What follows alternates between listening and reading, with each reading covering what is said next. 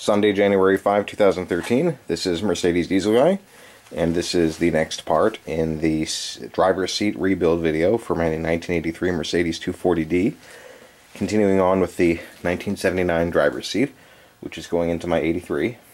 And if you've been watching along, you saw I've rebuilt the seat bottom already. Now I'm going to move on to the seat back. If you've been watching the whole series of videos, you knew that I had the headrest stuck in the seat, and I wanted to show you why. You can see the chrome headrest support bars here had rusted with all the moisture intrusion into the car. And since you never see these, what I'm actually going to be doing before I eventually reinstall the headrest is I'm actually going to be sanding these down and quite possibly applying some paint or at least primer to them, and should be easy enough to mask off the headrest vinyl here. There is a zipper on the bottom suggesting I can take it off completely, but the zipper was sort of tearing against the vinyl as I was trying to get the headrest off, so I don't want to mess around with that too much. So anyhow, I'm going to move on to rebuilding the seat back now. Thankfully, the headrests never had horsehair padding. This was always foam, and that's still in good shape. So with a cleanup, this will be quite nice for use in the car. So give me a moment and I'll get the seat back up onto the table. Now the seat back construction is actually similar to the seat bottom. The vinyl stretches around the frame and attaches to the frame in basically the same way. And I actually have similar damage on this seat that I'm going to need to repair. I've got a tear in the vinyl here, and looks like also a little section of the vinyl is missing, so I'm going to have to get the vinyl off and stitch that up and glue another piece of vinyl to the back of it. But also I'm going to have to replace the padding. I'm not sure if you can hear this, but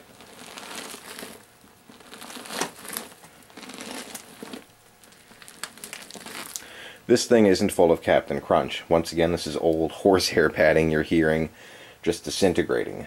As you can see, the seat actually was in pretty nice shape in the late 90s when the car was taken out of service, which is why the seat isn't all collapsed, but because the padding is so dried out, I mean, just driving the car probably for a few days will collapse the seat.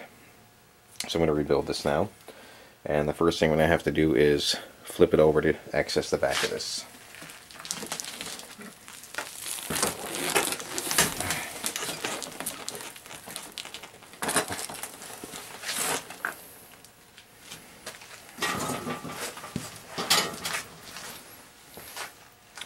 Now, it's worth noting that in order to get the seat vinyl completely off the seat, I would have to remove the headrest. Now, it's worth noting that to get the seat vinyl completely off the seat frame, completely separated, I would have to remove the armrest here. And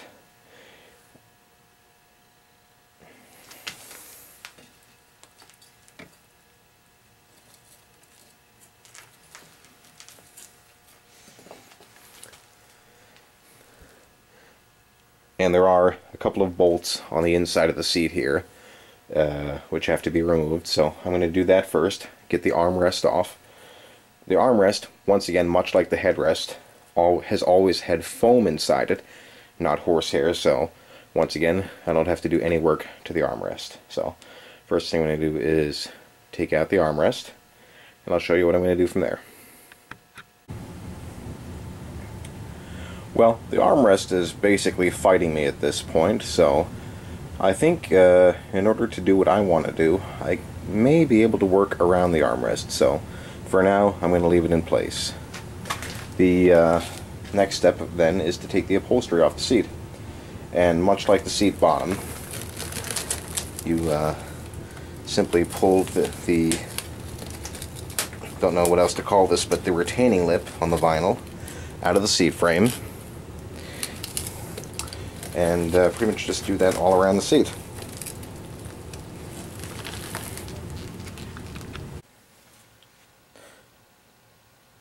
Well, I got the fabric released from the perimeter of the seat, but I realized that I actually pretty much do need to get the armrest off.